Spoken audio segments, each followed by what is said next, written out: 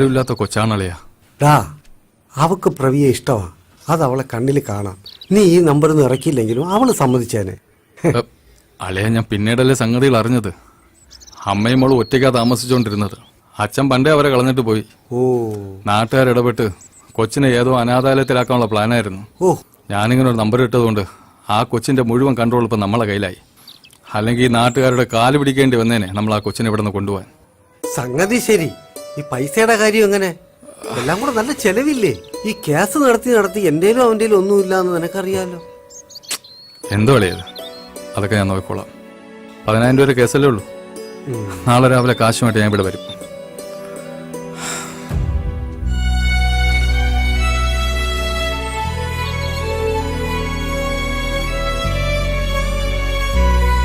അച്ഛാ, ഈ മാമനിത് അങ്ങോട്ട് പോണേ? ആ കാശൊപ്പിക്കാൻ പോണതാ. ഉള്ള കടങ്ങളെല്ലാം വീട്ടിയിട്ട് വേണം അവളെ നിന്റെ പെണ്ണാക്കി നമ്മളെ വീട്ടിലോട്ട് കൊണ്ടുപോകാൻ. അല്ല അച്ഛാ, മാമനിത് എവിടെ നിന്ന് കിട്ടും ഇത്രയും കാശ്? പറഞ്ഞതുപോലെ ചെയ്യണവനാവൻ. സ്വന്തം ജീവിതം മറന്ന് വർഷം കുറേ ആയില്ലേ നമ്മളെ നോക്കി നടക്കുന്നു. പാവം. ചെയ്യുന്നതെല്ലാം നിന്റെ അമ്മയ്ക്ക് വേണ്ടിയാണെന്ന് എപ്പോഴും പറയും.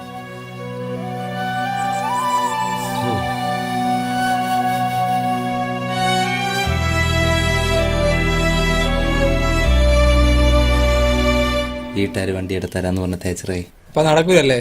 അതുകൊണ്ടല്ലേ നടക്കണത്. 2 വർഷത്തിനകത്ത് ഞാൻ വണ്ടി എടുക്കും. ഇപ്പൊ അടുത്ത് തന്നെ നീ ഒരു 5 വർഷമെങ്കിലും. അനിയാ, ഇങ്ങോന്നേ. എന്റെ മൊബൈല് കാണാതായി പോയി. ഈ നമ്പറിലൊന്ന് വിളിച്ചു തരാൻ പറ്റുമോ? ഈ നമ്പർ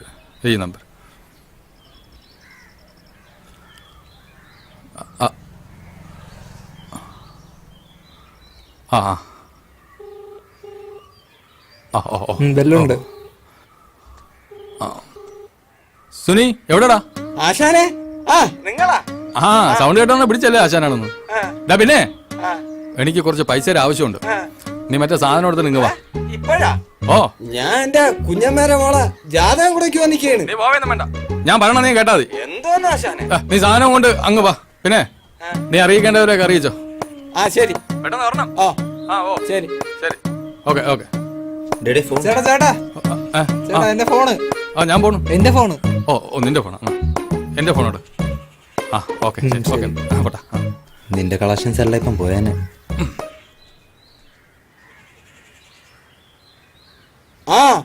ശശി,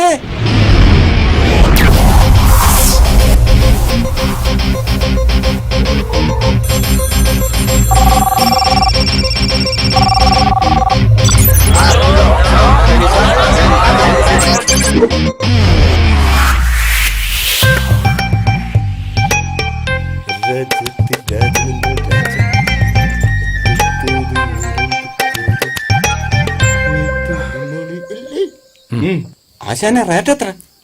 ഇന്നത്തെ റേറ്റ് 300. അത് ഇച്ചിരി കൂടുതലല്ലേ? അത് ചെറുത്, ഇതല്പം വലുത്. കൊടുത്തെടുക്ക. കാശത്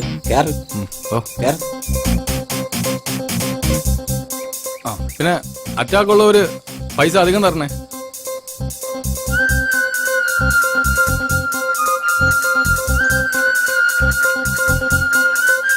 ആയിരം, 1500 പൈസ മുക്കല്ലേ? 2000, 3000, 4000, 5000.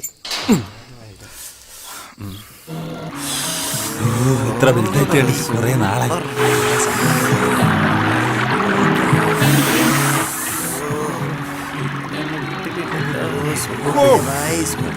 കളക്ഷൻ എങ്ങനെ ഉണ്ട്?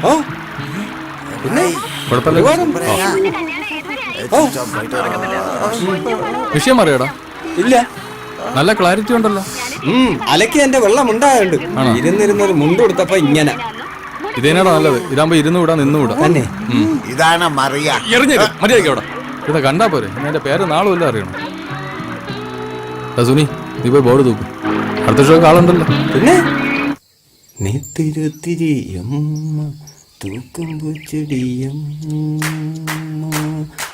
ഇനി ഒരു ചായ കുടിച്ചിട്ട് വരാം.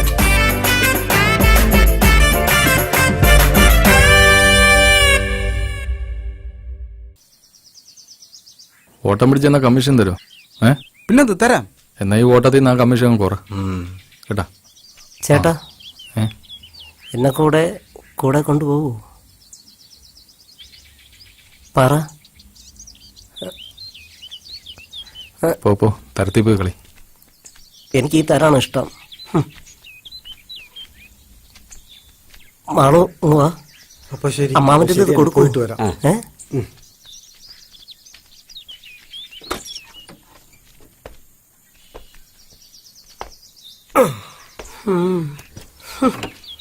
വണ്ടിയിൽ ഒരുപാട് സ്ഥലമുണ്ട്. എന്നെ കൂടെ വിളിക്കായിരുന്നു. ഇതോടെ വെച്ചോ. ശരി കുഞ്ഞെ. ടാറ്റ. ആ വണ്ടി എടു. മാണു അത് കൊടുക്കണേ. ഈശ്വര.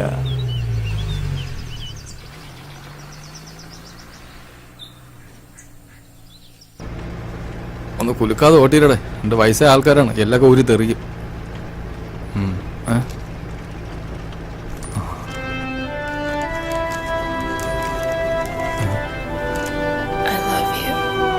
എന്തോ അളിയാ അത്?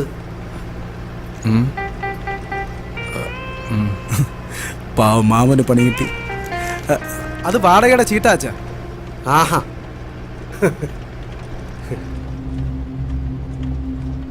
വേഗം എടുത്ത് ഇറക്കടോ, സമയം പോന്നു. ആ ശരിയാക്കാം.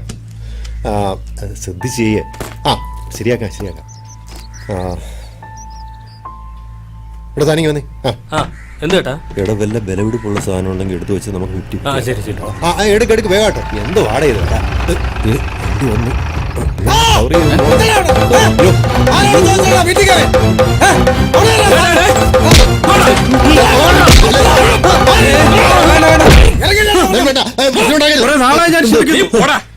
എടി, സ്വന്തം അച്ഛനാണെന്നുള്ളത് പോട്ടെ, ഇത്ര കാലം വളർത്തിയ നന്ദിയെങ്കിലും കാണിക്കടി ആ മനുഷ്യനോട്. ആരോട് എന്ത് പറയാനെന്ന് എനിക്കറിയാം. മാമൻ ഇതിനകത്ത് ഇടപെടണ്ട.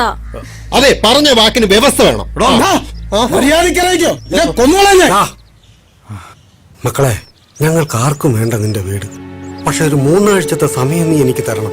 അച്ഛനാണെന്നൊന്നും നോക്കണ്ട, ഏതൊരു കളവന്റെ അപേക്ഷയാണെന്ന് കരുതിയാ മതി. നിന്റെ അമ്മയെ പൊതിഞ്ഞു കെട്ടിക്കൊണ്ട് കിടത്തിയത് ഈ മുറ്റത്താ. അച്ഛാ,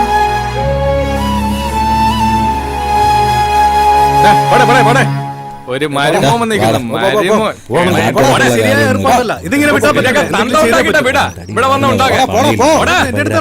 അവന്റെ വിചാരം. അവനെയൊക്കെ കളി എന്റെ അടുത്ത് നടക്കില്ല, ഞാൻ കാണിച്ചു കൊടുക്കാം. വാ.